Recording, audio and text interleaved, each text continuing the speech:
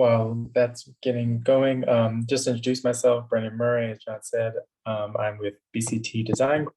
I run our branding and graphic studio. We're a multidisciplinary design firm, working on everything from architecture and interiors, branding, and graphics, and everything in between.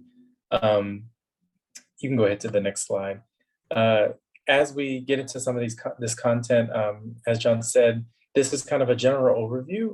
There may be some of you that are beyond some of the things that I and Julia may discuss today, but to benefit everyone, we're going to try to hit most of the basics to make sure that we have an established language between ourselves, and then, as John said, we can move forward into other things down the line. So first being, what is a brand? Go to the next slide. Every brand is made up of basically 2 points. You can go to the next slide. You have your graphic components, and we're going to call them placemaking components. And by placemaking, I mean the physical built environment, whether that be your storefront, whether that be your office, whether that be where you house the production of your content. There is always a digital and graphic component to your brand that encompasses everything from your logo, visual style. You can go to the next slide. Your message and tonality, your social media output, which Julia will get into a little later. But your brand is made up of multiple components, and then those all are comprised into your graphic endeavors. So just realizing that your brand is more than just your logo. Your brand should be what your handouts look like. Your brand encompasses how you speak in pitch decks, and what language you use in your social media. Are you more serious? Are you more playful? Are you more inquisitive in your tonality and messaging? And then also, of course, of your website and other social media outlets. And then if you go to the next slide, in thinking about your placemaking components or your physical environment and components, the first of those being, of course, whether it's your shop or your office, or even your point of sale location, the programming that takes place inside of that location or inside that environment is a part of your brand, and it's a part of your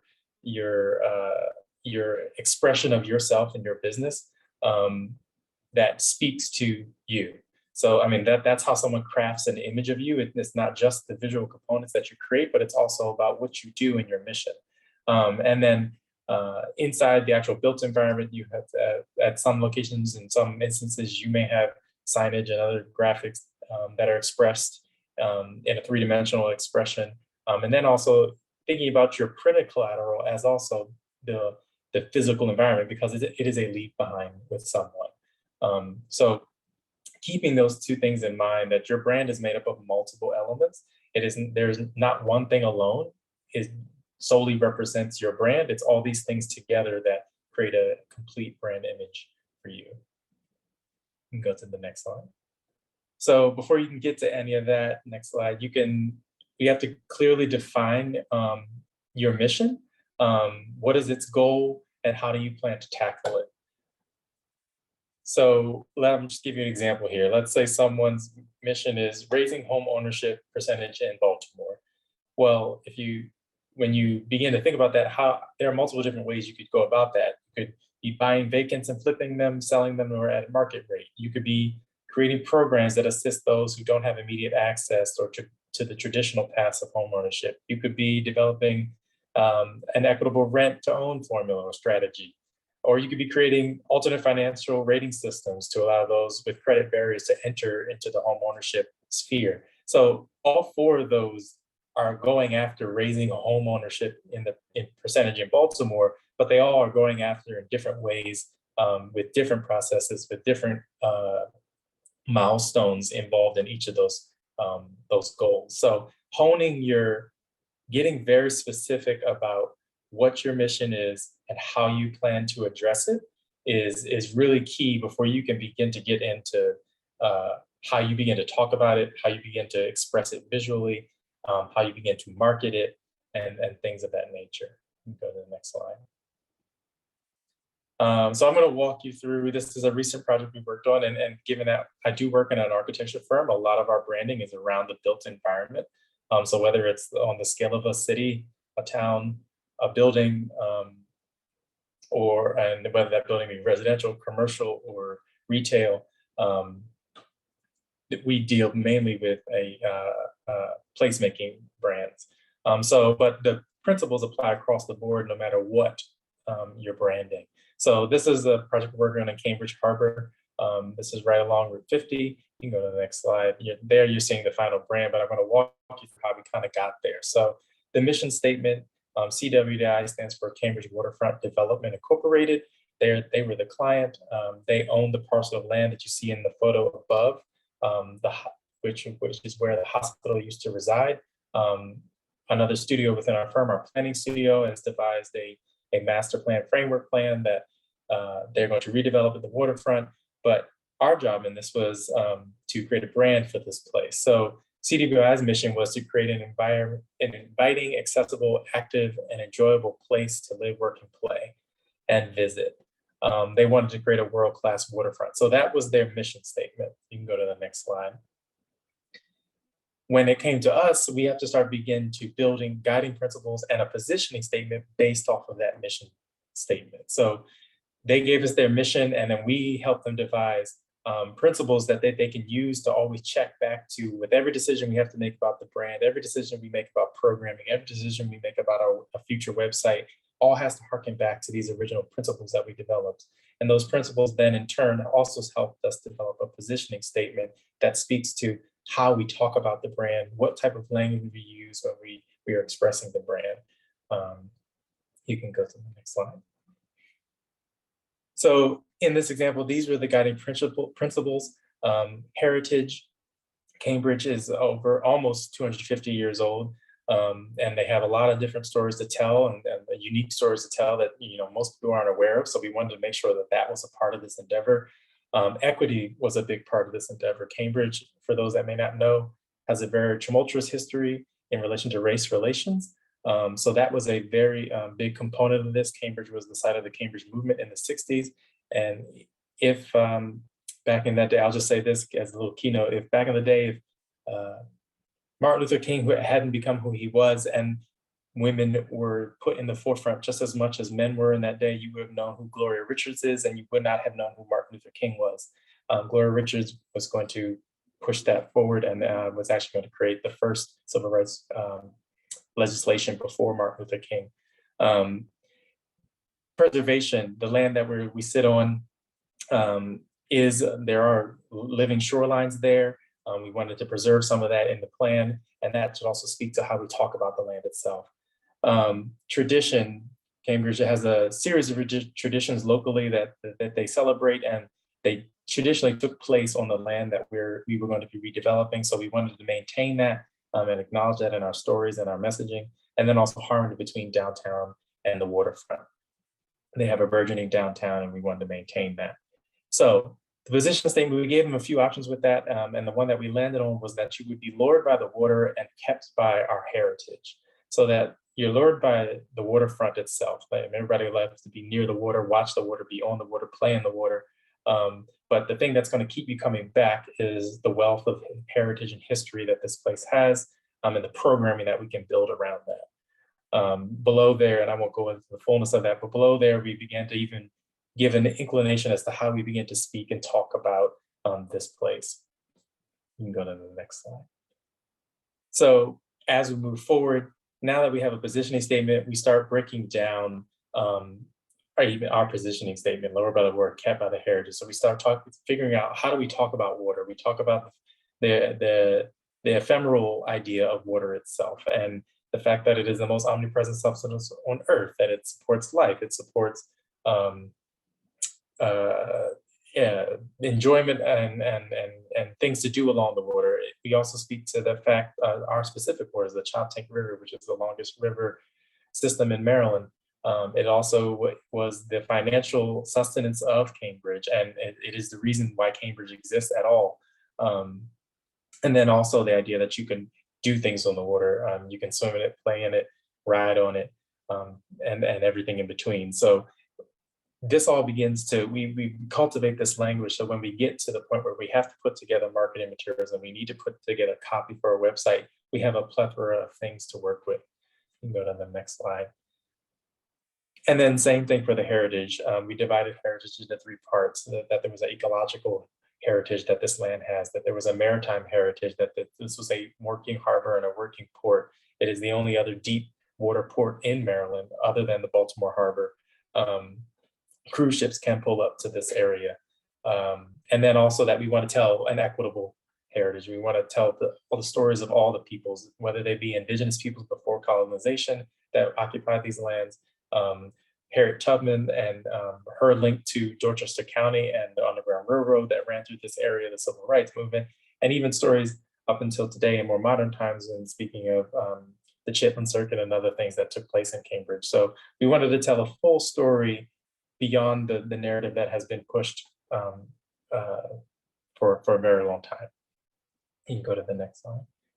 So just kind of a pull back as to like what we were developing along in this process. We came up with our positioning statement. And in that positioning statement, you'll notice that at the end of it, on and off the water, heritage lives here. That became our brand promise.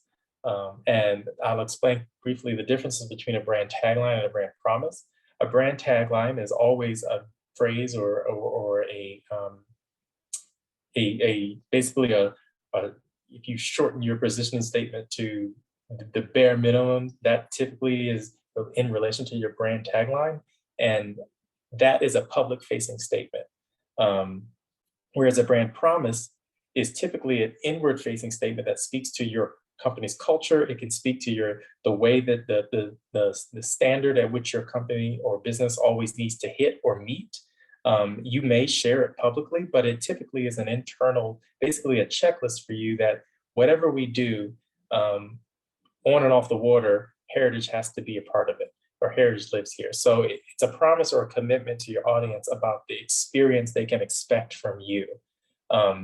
Again, it's not something that you have to share publicly, but it's more of a kind of a quality check for you that in all the things that you do, whether it be your website, whether it be your offering itself, whether it be programming that you're offering, does it live up to your brand promise? That, and in this case, in Cambridge, if we're having an event, if it's on the water, does it live up to the fact that it brings into account all the history that takes place here? Does it bring into account all the things that have come before, but also acknowledge the future and the heritage yet to be told? So, and then your tagline, again, is a more public-facing statement that you can use in your marketing materials as well. Go to the next slide. So, and you can just kind of slowly click through these, but this is just an example of the full brand or a summary of the full brand. There's a lot of other things that were created and go along into this, but you have your primary logos, secondary logos. There is a park that is located in the parcel, establishing your colors, creating an illustration content and other collaterals that help you flesh out the brand and express more components. For example, the reasons we created all these little illustrations was to speak to the heritage. In Cambridge, skipjacks are a big part of the water culture there. Oyster boats, Cambridge used to be home to the largest oyster fleet, over 800 vessels. So we want to tell these stories, and how we begin to tell these stories, we begin to make other collateral that does that. You can go to the next slide. And then and you're just seeing some examples from the guidelines that we created for this brand as well, that how do you begin to illustrate the tagline, or how do you begin to visualize some of these things and also imbue the statements and the positioning that we established in the first place. So having a sans serif kind of block elongated font that speaks a little bit to a more contemporary style, but then pairing it with a script handwritten style font as well to bring in that idea of heritage. You can keep going. And then you can just cycle through these. These are just the other layouts and examples of how these things begin to play out as you express them across multiple different layouts and other things. Brandon, we have about 3 minutes left in this portion. Yep. You can keep going. This is just some other collateral as well. So as a kind of takeaway, your mission statement is a concrete explanation of your organization's reasons for existence. And it should describe your organization's purpose and overall intention. You can keep going. I won't read the examples. I'm just going to harp on what these statements and these components are. Positioning statement. Your positioning statement, it really should convey your brand's value proposition to your customers and users. So why is your brand more valuable than another brand doing something that may be similar or the same? It should also qualify you and delineate you from everyone else. It should be about your identity, your purpose, and really distinguish you from everyone else.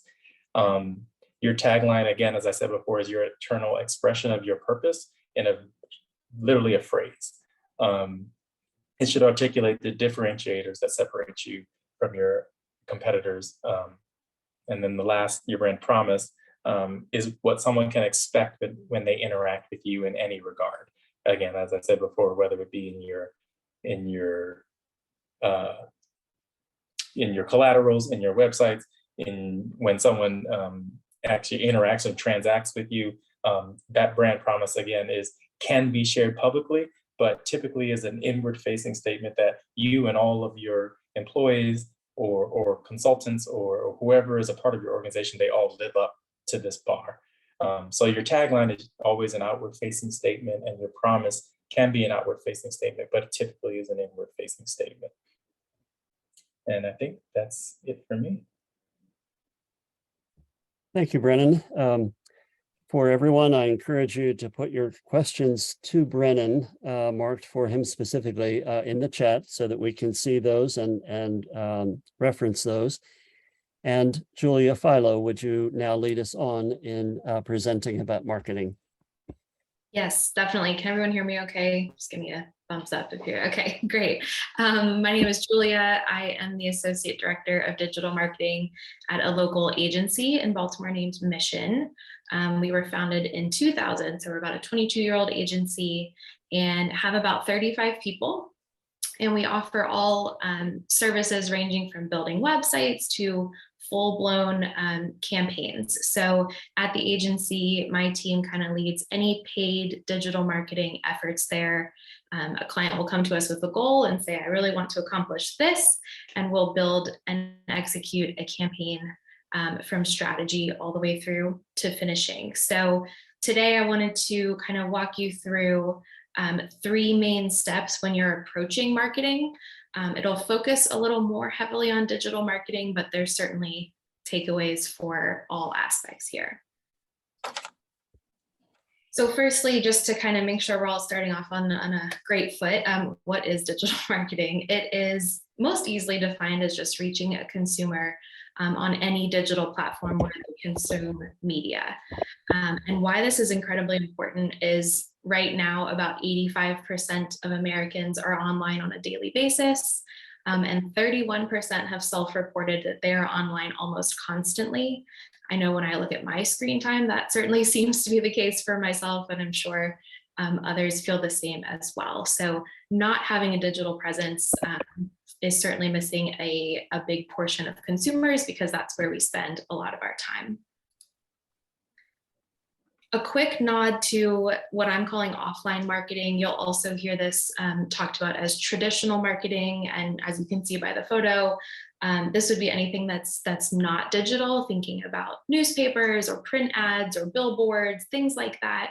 2-3 years ago, you may have heard that these were dead. They are coming back with a vengeance because it is becoming harder to track people online due to some privacy restrictions. I'm sure you've seen any website you access asks if you want to be tracked. The more people that say no to that, we're losing a little bit of our efficacy. So things like billboards and print ads and things like that are making a little bit of a resurgence. But we like to say that this is best paired with your digital aspects as well to make a really holistic strategy. The other reason that I want to touch on it really quickly is to talk about bias. So just thinking about how implicit bias can be a roadblock to very thoughtful marketing. There is obviously an audience that does not have access or constant access to digital devices. And this can even be thinking about, most of us may approach our whole lives and media consumption from a mobile phone, but there's certainly an audience that maybe doesn't have a mobile phone, or a very up-to-date mobile phone where they have a large screen, or potentially a tablet or computer in the house.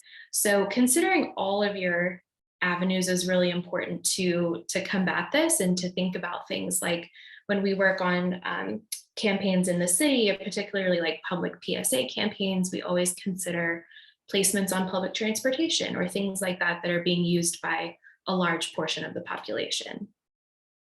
A note here as well to say that this also includes inclusive messaging, just making sure that whatever is written and visual would obviously be an open invitation for everyone to participate, considering who that audience may be.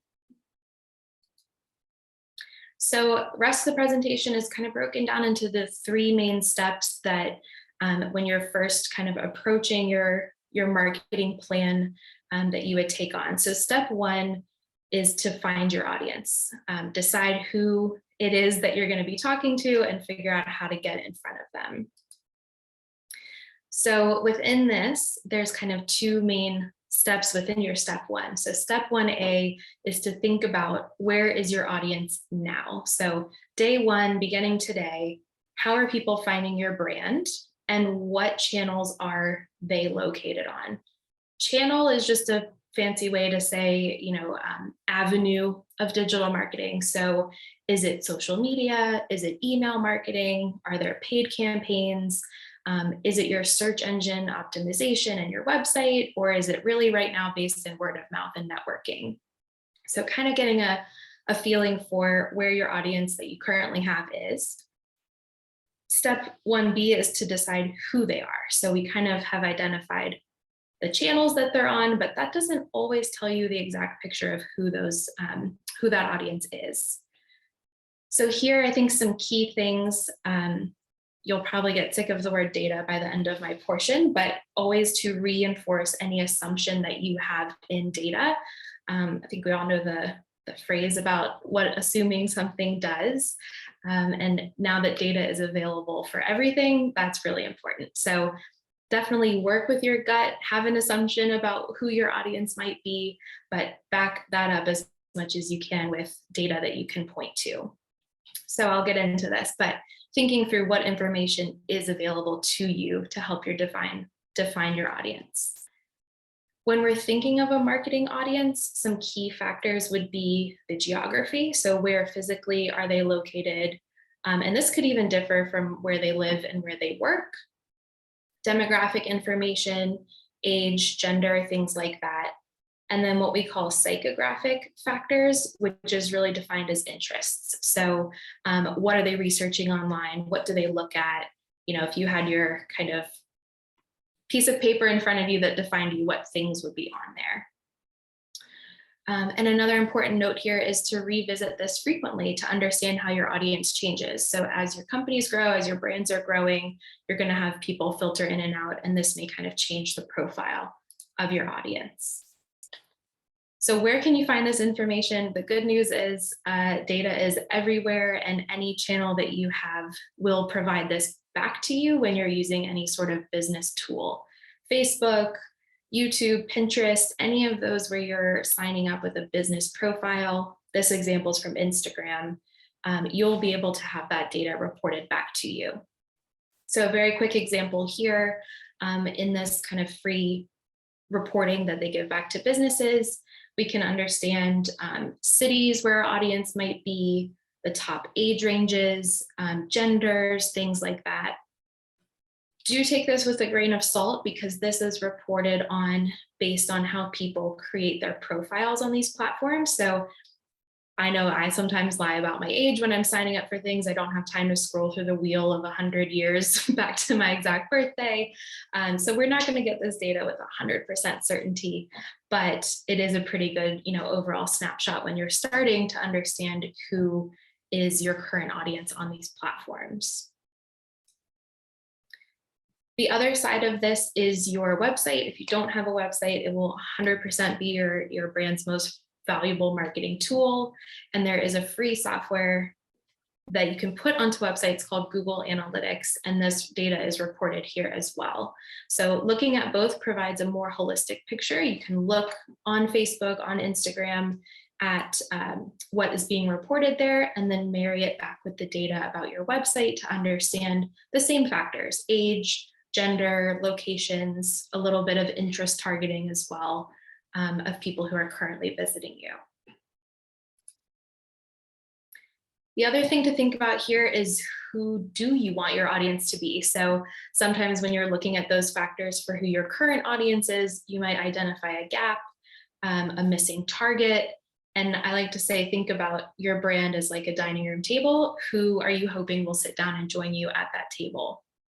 How does that answer differ from your current audience? That will help lead you into the strategy. So say your brand is really marketed to 25 to 54-year-old women. And right now you're seeing that you're really engaging 40 to 54-year-old women and you're missing that younger market. That can help you identify that gap to say, okay, now I know my marketing strategy really needs to go after the younger demographic there.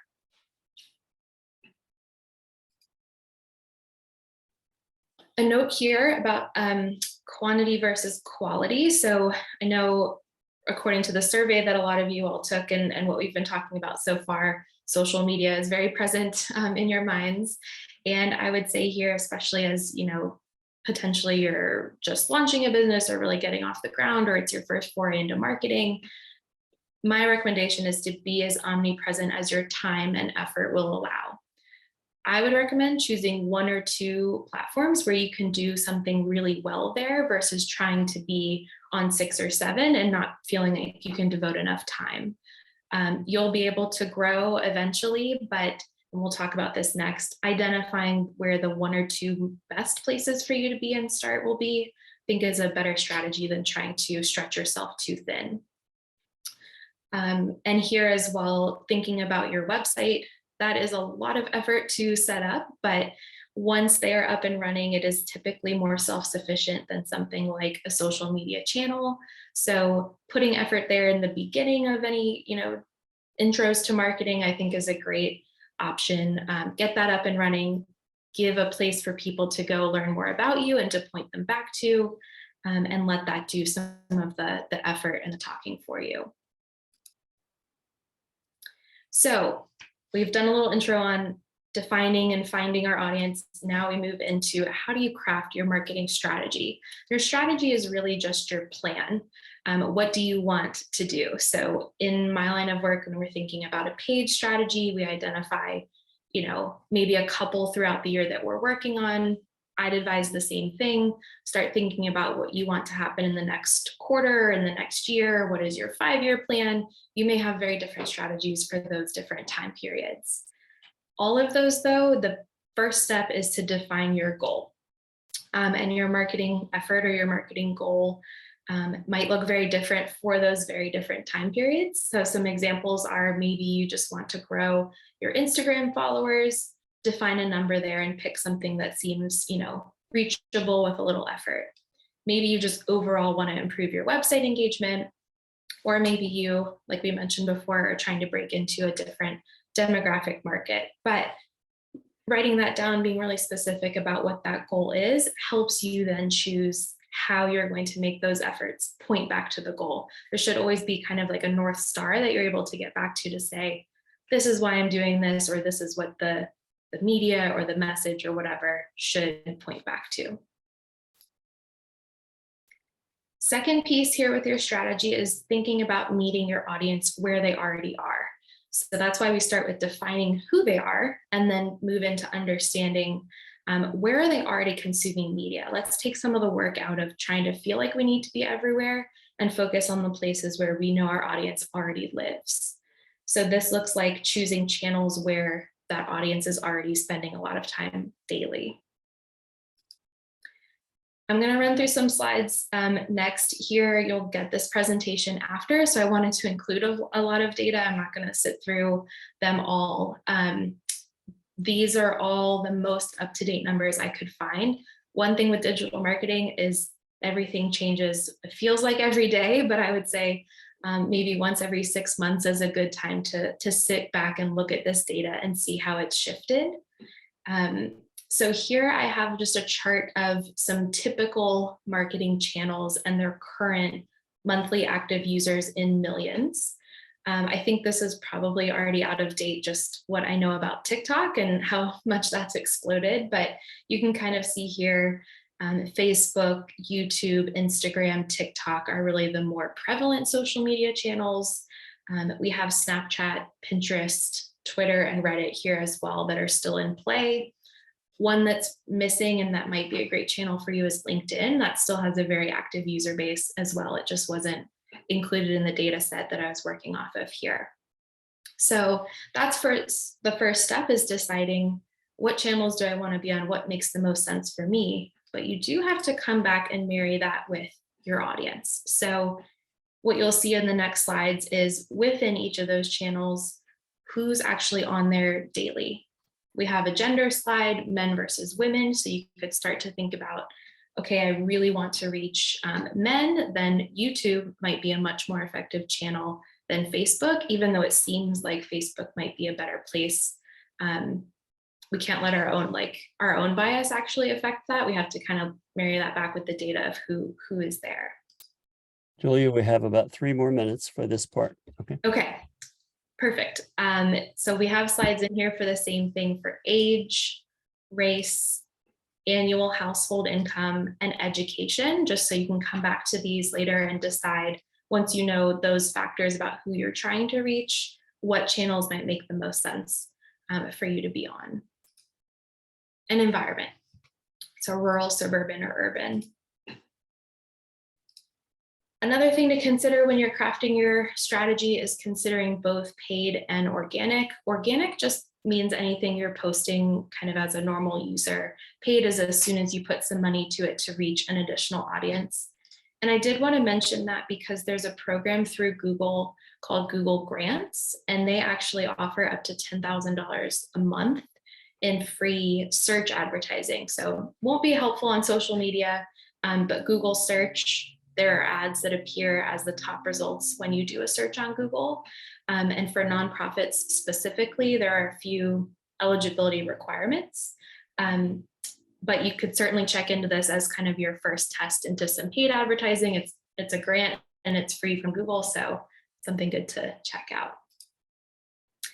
I would also advise you to consider email marketing.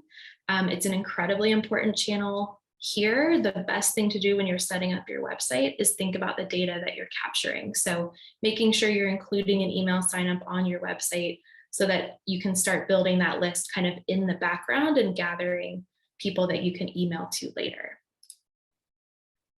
Last step here, I'll try to fly through these, is to then measure your success. So you've defined your audience, you've made your strategy, you're working in your strategy. What does that mean? My 2 most important pieces of advice: track everything, and you'll see on the next slide, test everything until you have a data point to point back to say what worked and what didn't. Those are the 2 most important pieces. So Google Analytics, like I mentioned, is a free tool to put on your website. There's free business tools in Facebook and Instagram and places like that to give you that data, but also think about testing, especially on social media. Content changes all the time there. You don't know what's going to work or resonate with your audience until you've tested all the types. So are images better for your audience? Is it videos? Should it feel more polished or more user generated? You can think about this with email marketing campaigns as well, and your website. Maybe test 2 different versions of a page and see what people engage with more. Roll with the punches here. With paid marketing, we always say, don't touch anything for 14 days, let the platform kind of figure it out. I think that's a good nod to flexibility, especially in the world of social media. Things change like this. So be flexible, see what works. If you have a test that doesn't go well, that's okay. Don't be afraid to pivot and try a different strategy next time. And last piece I wanted to share here, and this is again for you to kind of take back with you, is thinking about how you can benchmark yourself. So there's 2 ways when you're evaluating your performance. I would benchmark yourself against yourself. Think about your past performance. What did this initiative look like last quarter, last year? But also thinking about your industry and some key averages there and key performance indicators there. I did throw some numbers in here for you to look back at later, but I would really encourage you to do a quick Google search and see how this is represented in your industry, because it varies wildly, again, just depending on where your audience is. But thinking always about engagement, trying to see an increase there. If you're having great engagement and all of a sudden things are trending downwards, then that can be a symptom of something larger. So engagement on social media, engagement with your website and thinking about those analytics. And with paid media as well, those are the things we look for, just increased and continued engagement. How'd I do, John? You did fine. Okay. Thank you, Julia. I really appreciate it. All right, so let's move now to responding to some of the questions in the chat, and then we'll, following that, get into raising other questions just directly. Brennan, I think there were a couple of questions that had to do with branding, and would you repeat the question as you understand it and then respond? Sure. We received a comment around a statement that I had made around mission statement and that it should contain your how. I would argue that it should contain an inclination to your how. It's not that it needs to be a detailed process of how you plan to go about your mission, because you can't make, you most likely, and most people cannot make that small. Like, you can't surmise it and be, excuse me, what's the word, detailed in that explanation in ways. However, it should contain an inclination. For example, the example that I gave in Cambridge Harbor, their mission is to develop a inviting, accessible place to live, work, and play. However, at the end of that, we added that, and then this is the inclination as to the how. We were going to do that by creating a world-class waterfront through the lens of the Cambridge lifestyle. So what that means through the lens of the Cambridge lifestyle, I haven't gone through the process of explaining everything that that means. There's other collateral that will explain what the Cambridge lifestyle is, but that original mission statement does contain some inclination as to, one, what is our mission? To develop a waterfront. And how do we plan to do that? By developing a world-class waterfront with the Cambridge lifestyle in mind. So it's, again, that's not to say that it should contain every single detail about the process as to how you plan about going to accomplish your mission or your task, but it should give an inclination to those things, or at least how you plan to tackle the issue or the gap in the market. And then there was a second question around, is your position statement public facing? The answer to that is yes and no. I would say that you probably won't put that that position statement in its exact format and then in that exact wording on most of your collateral, but all of your collateral messaging and language should reflect back to that mission, that positioning statement. It should be consistent with that. And if you find that your collateral is not consistent with your positioning statement, as Julia was talking about just a minute ago about like how things change, you know, your business and your brand is going to evolve over time.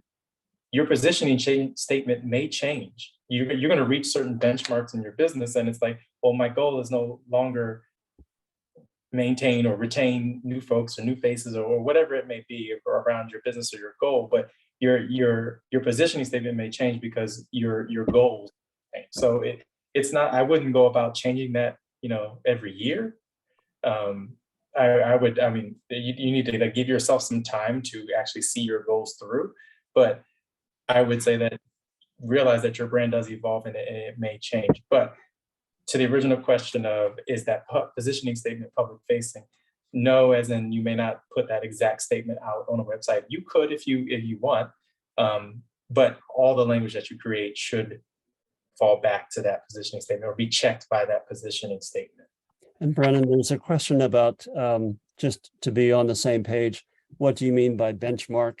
And what I think of a benchmark being, and you clarify or correct if you need to, a benchmark is a business goal. So I want a certain number of customers, you know, by the end of the year, or I want to open, I have a particular business goal to accomplish at this date. Is that what you mean by a benchmark, or do you have some other idea about that?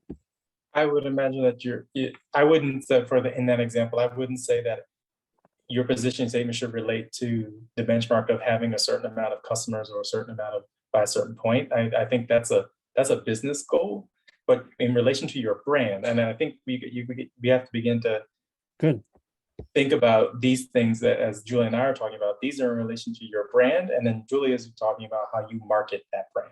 So when I use the term positioning statement, I'm talking about specifically your brand, how it looks, how it sounds, and how it speaks. And then Julia is talking about how you then market that information to multiple users on multiple channels. So I think that you do have to separate business goals from the brand goals. Your brand goals are so that you can get a clear message, so then you can market it. That helps if it clarifies. That's very helpful. Julia and Brennan, I wonder, here's a question from me to both of you. I wonder if you can think of an instance regarding either developing a brand or developing a marketing strategy where you feel that it didn't work, it fell down, and what's a good lesson that you learned from some example like that? You want to go first, Julia? Sure. Yeah, there have been many, unfortunately, but a lot of times that's relating to going too much with my gut and not enough with data, which I'm sure I sound like a broken record at this point, but crafting a strategy where I feel like, oh, I need to reach, young adults. I'm just going to run this on TikTok and not benchmarking that or pulling that back to an actual data point to go back and see, well, I think there's a lot of teens on TikTok, but turns out they're also using Instagram and Pinterest and Reddit and not thinking through kind of the entirety of channels. So long story short, I think putting the work into some of that research in the strategy phase really prevents from having to pivot too much when you start getting into your actual execution. Okay. Thank you. Brennan, how about you? Sure. On a branding front, it's kind of similar, just kind of maybe different components of that. So in relation to data, I think forefront research is very key to one, your demographic, your market demographics, as well as your competitors, the industry that you're in. Having enough information and data to make decisions as you move forward is key. So an example where, you may want your brand to look a certain way because you think it's cool. Well, not everyone will think that it is cool, but if you back up your decisions based on, this is what some of my competitors have done, one, how do I not, and it's not that you want to copy them, it's how do I differentiate myself from my competitors? How do I stand out? How do I make sure that I begin to question, is this too far? Will someone not relate me in the same category as my competitors? So I think doing a lot of the research on the forefront before you start deciding what colors and what fonts and all those things you eventually have to make decisions on, but doing that research in the forefront only then helps, and not only your visuals, but also helps your messaging as well. In that Cambridge example, I'll just give you kind of a timeline. We spent a year in that project just on the name alone and the research to come up with the name. And that actually fueled all of our positioning, how we were going to begin to market and talk about in the language itself. And then that language dictated what the visual style would be. And I know not everyone has a year to do work on their projects necessarily, but this is not, you should take time and really think about these things. None of these decisions, whether it be branding or marketing related, should be snap judgments. Julia, here's a question. If I'm not very technical, how can I set up tracking for my goals? How would you advise that? Yeah, that's a good question. So I would say the most important thing when you're thinking about tracking for your website is to look into Google Analytics, which I said is a free tool. And it works, as far as I know, with every single builder you have in your website, or that you would be building your website on: WordPress, Squarespace, things like that. And most of those have actually made the integration with Google Analytics very, very easy. So it may sound like a silly answer, but a Google is a great way to figure out, the best way to get the analytics implementation onto your actual website. And YouTube is another great place as well. There's a lot of people who will sit down and make a great YouTube video explaining exactly where code implementation goes. Don't be scared by it. It's typically something that you're copying and pasting into a certain place on your website. And once it's set up, you're ready to go with the tracking there.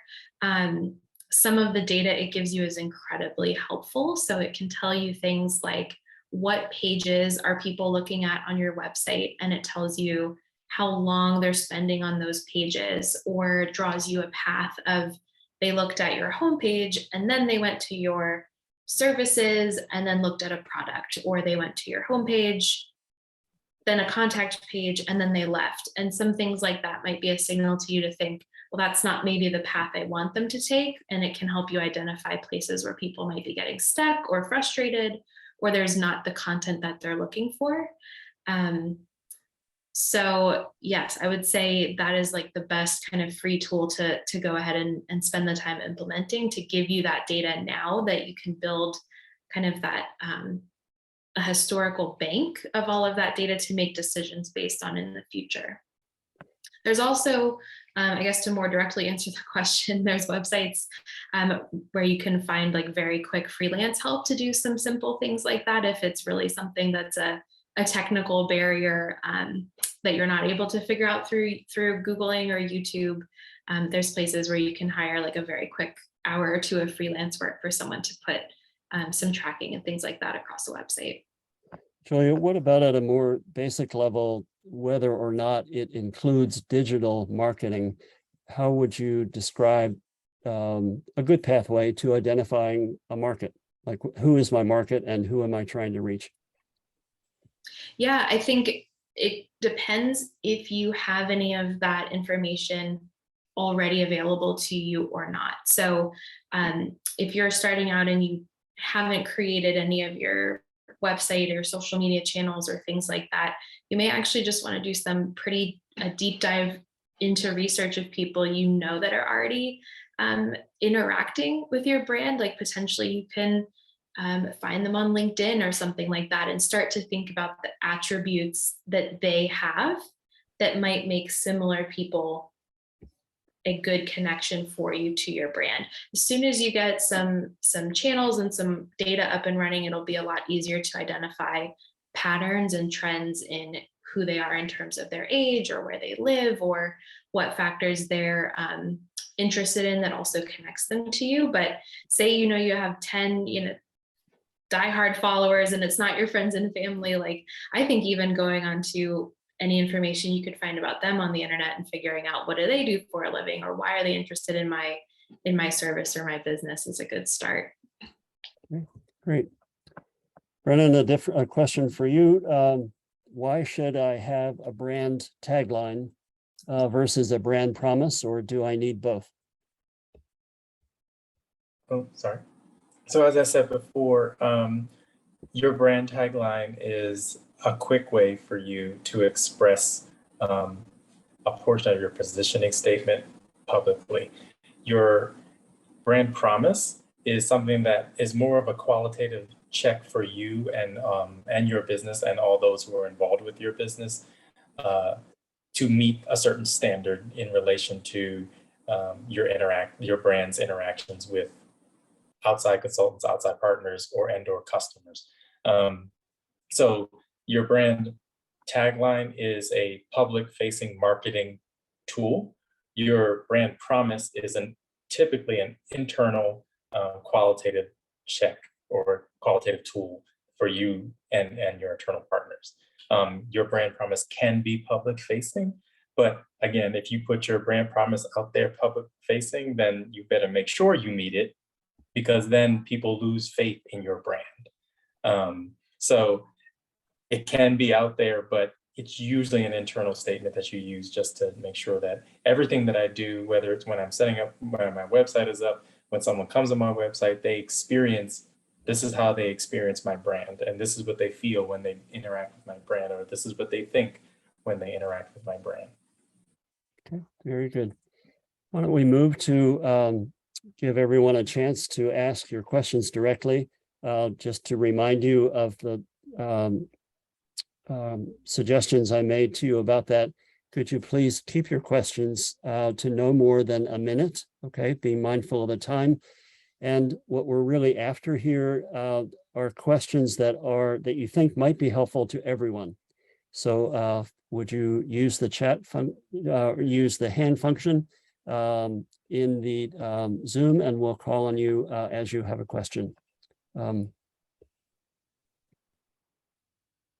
While people are doing that, I don't know if I answered this question or not, but someone asked to explain the difference in the mission and the positioning statements again. Your mission statement, that is about your business goal. So that's speaking to what your business intends to, what gap in the market it intends to fill, what issue that it intends to solve. Whereas your positioning statement is about your brand's expression or your marketing collateral, whether that be and by marketing collateral, I mean your logo, your identity, your visual components, your printed materials, your website, all the things that Julia was mentioning about that you are using to reach people with. The positioning statement is the language that you're going to use to check all that visual content and the written content that ends up on the visual content. Okay. Good. I'm not seeing any questions. Am I missing anyone?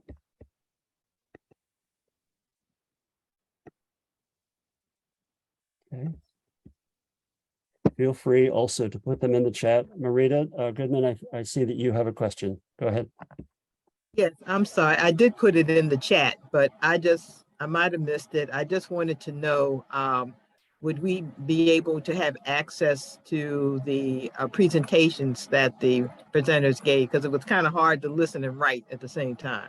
Yes, So, Marita, okay. we're going to send this out and it will be available to you. Okay. Thank you. No problem. Another question?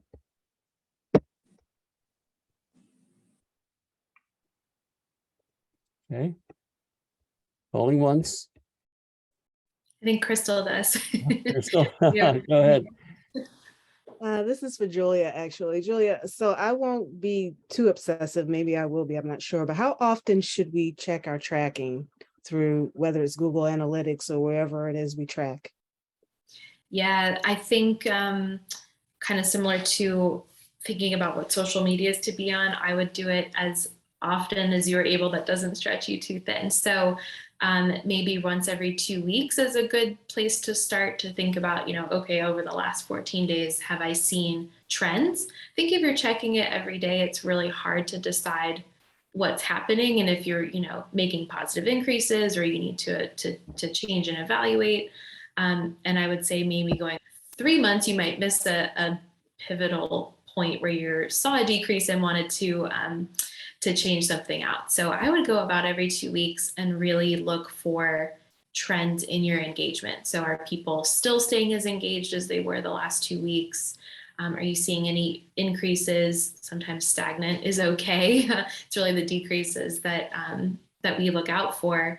And when you see a decrease, the first thing I would do is go back and evaluate the last time that the engagement was high, what was working for you then. So consider what you may have been posting or emailing about or what was available on your website at that time. And that is a pretty good indicator that resonated well with your audience. And then if you can tell a difference in what happened when you start to see a change, potentially reverting to that sort of messaging or that content that you had before, or finding a new version of that for the next portion of whatever you're doing. Okay, very good. Thanks, Crystal. Any other questions? Really not a question. This is Yishia, Wabi African Apparel and Fashion. It seems, I've heard the class before in a different way. It seems like branding and marketing really kind of like go hand in hand, because when you talk about branding, when you talk about branding and marketing, like the average person that's into sales don't really just talk to a person, oh, what my mission is. So, we talk about a mission, but in the real world, no one really say, well, oh, what your mission is when you're having a conversation. I find that sometimes that's a mission thought in, like, if you are advertising yourself, so you're putting some literature out and you're advertising yourself, then yes, you would talk about a mission statement, but average conversation may be like, what would you like? What do you need? What you want to purchase, when it comes to marketing and branding, so. If I'm pronouncing your name correctly, I really appreciate the question. Brennan or Julia, I wonder, like in a little elevator speech, what's the difference between branding and marketing? Like why, how would you distinguish them? Sure. I'll give mine, and Julia, please add. I think your question was two parts. So one, what is the difference between branding and marketing? And then two, you started to speak to messaging in relation to different audiences. So, because you called out when I'm dealing with maybe advertising myself. So, for example, I'm assuming you were speaking to potentially, like, let's say you're advertising yourself to a wholesaler, or you want to get your products in someone's store or whatever have you. Yeah, you're advertising your business and who you are as a person, and that you're the face and things of that nature. But when it comes to your customers, that's a different message because it's a different audience. So I think that both are important, and you need both to have a sustainable business.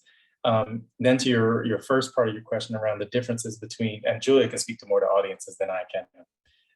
That's her world. But in relation to branding and marketing, what's the difference? I think you need to have a brand before you could begin to market something.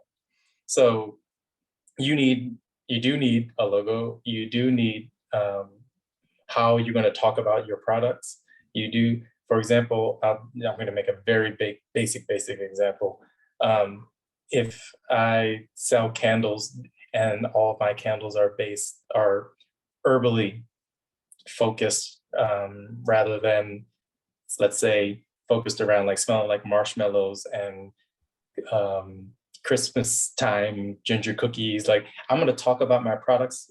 If I'm selling products that are based around, like, I want to smell like eucalyptus and lavender and other things, I'm going to talk about my products in a certain way versus talking about walking home into a home filled with rustling fire going and soot smells, and like I'm going to talk about these things differently because the product is different.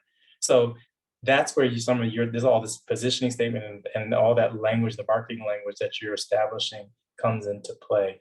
And I know the terms we're using they're interchangeable because they are directly related to one another. So like when I say marketing language, I'm referring to literally the words that you're going to use to either give your pitch about your business, to sell your products, or to engage with your customers.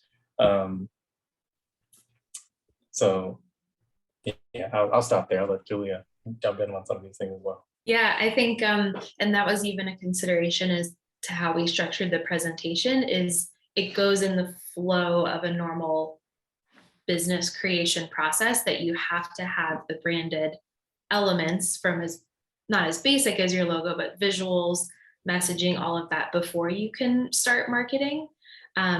If you're not doing marketing, then you've developed this entire, great persona of who your brand is, and then you're not giving it to anyone and not putting it out there. But in the reverse, if you start marketing without that baseline, I think you're running the risk of making the user work too hard to figure out what you do. So thinking about starting with branding and all your messaging, you've got built-in content for your website. Once you've understood, how your brand voice and tone are, you've got a great baseline to start thinking about what your visual representation on your Instagram feed might look like and how cohesive that might be, because you've done the work kind of up front. And I would say marketing is then how you are making sure you're putting that brand in front of the right people and not wasting your time and effort on putting in front of people who might not feel connected to it or might not be your exact audience either. So totally hear you. Yeah, it's not something where like someone's gonna message you on one of your social platforms and be like, tell me more about your mission. Though they totally might care about that and head to your website to find more about it, but they should get a consistent feel from everything you're putting out there that gives them some of those indicators a little more naturally. It's kind of like when I'm watching something on TV and commercials come on, how you can sort of guess who the brand is before they give you that end card with the logo of their website. Like you might know if that's like, oh, that's a Coke ad or whatever it is, Right. because that brand is so ingrained that you can guess that right away. Candace, I see in the chat that you're offering to share an example. Go ahead. Yes. Hi. Sorry, I'm not on camera right now. I'm just a hot mess. But so yeah, I was talking to this consultant who does branding and marketing and asked him what the difference is. And because I'm in real estate, he kind of put it in real estate terms, very simply, that I think most people can get. And he said, so branding is like what the interior designer does to a house when they want to put it on the market. You know, if you're on the beach, they have all of the beach themes and it feels like a beach house, like everything in the house feels beachy. Like they wouldn't put, you know, a sled in there that would be most likely for a mountain. They would make it fit with that theme. And marketing is all of the things that you would do to get the people into the house. So you want them to come into the house and see that the brand fits with the message that you're trying to deliver. That was excellent. I might steal that, Candace. That's great. All right. How about another question or a different question? Yes, I have a question. Hello, this is Chanel. And I too work in real estate at Parity with, we do equitable real estate development in Baltimore. And the question that I have is, after you create like your brand, mission, positioning, all those wonderful elements, how then do you work with someone who does content or someone who's a graphic designer to make sure that all of those things that you have now put together are actually visualized in a way that resonates with you? And how long does that typically take? Great So question. Go ahead. it is a question, and there are many avenues you could use to get that done and accomplished. I mean, and they all come at different price points and different timelines. I would say once you have all your mission, your positioning statement, your guiding principles, all that established, you want to work with someone to, as you said, put it down visually and then literally make a style. It's sometimes referred to as a style guide or a brand's guidelines that someone basically puts together a book for you, and then it doesn't have to be a physical book form, it can just be digital. But sometimes there are even just websites that you can then send to other people and say, this is my brand, these are our values, this is what we do, this is what we care about, and this is how we do it, and this is how we look when we do it. But a document that you hand over to someone to say, when I need you to make some social media content, like graphic content to go up on YouTube or excuse me, not YouTube, Facebook or Instagram or Twitter, or wherever you are, that they're creating that content, but it's based on the style guide or the guidelines that you've provided. To do that, it all depends on the scale of the business, and I'm familiar with Parity. I believe that you all should investigate not a freelancer. I believe you should investigate a true consultancy. It doesn't have to be a huge company, but I believe it is more than a one-person job for the scale of your business. I'm familiar with Bree, and I think you guys definitely should investigate hiring someone, a consultancy firm to help you all handle that. Thank you. And if you had to throw out reasonable ballpark numbers and expectations, a range, what would you say that would be? Because I want to make sure that my expectations are level set, and that when I go to, you know, Bree and also the internal team, that I'm able to vie and really, you know, get that buy-in that's necessary. So I'm not going to answer that question directly because I don't know all the variables in which you're looking for, because that's going to control the scope and also the time, and then the amount, literally the financial amount. But John, you can hook Brennan, me up. that's actually a really good lead in. Yeah. So what I'll do with that, and I'll come back to this in a moment. Let me know if you can see my screen.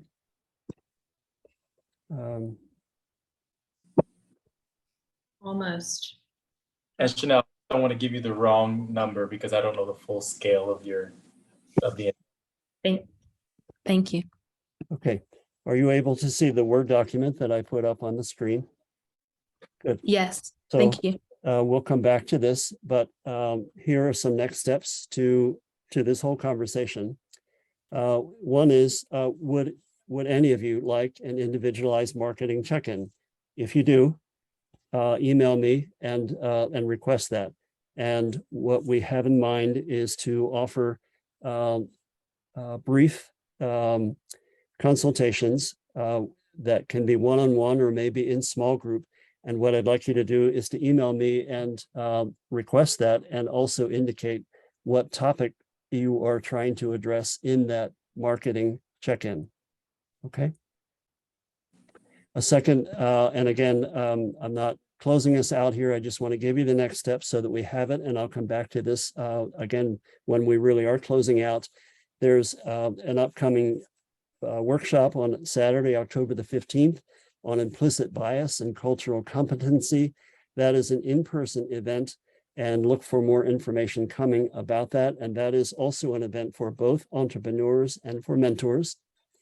And finally, there is a general, two general contact emails. One is mine, one is my colleague at Innovation Works, Dan Stokes, who is our enterprise pipeline manager. So I will put all of that in the chat and ask you here if anyone has any additional questions.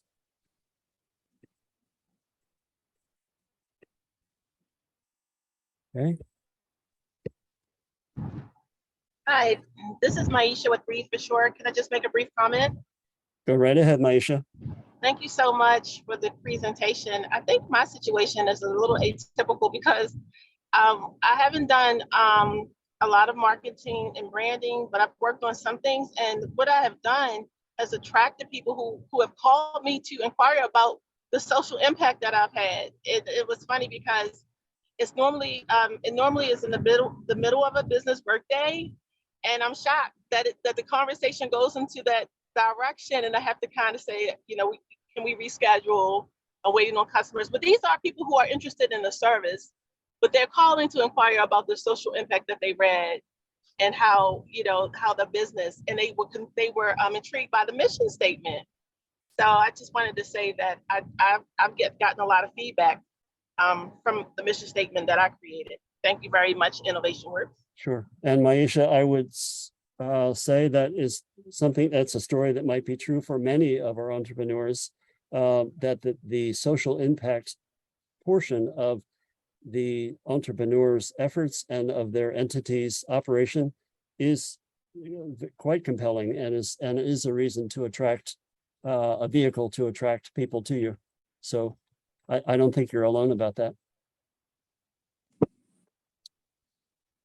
All right. I really appreciate everyone's time. I want to thank Brennan and Julia for their time in presenting. I encourage each of you, will leave this open for a few minutes so that you can see the information in the chat in terms of follow-up, and I encourage you to do that.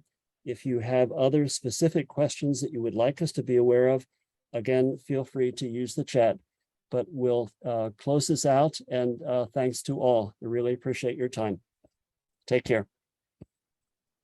Thank you. Have a great one. Bye-bye. Bye-bye.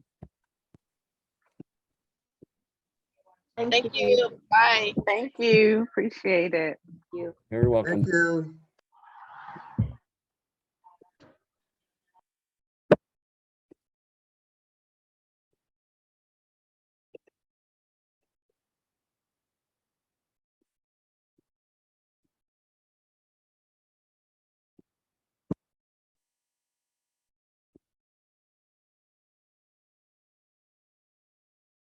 Hey, John, you did a great job facilitating. You did a Gideon, great job. really appreciate that.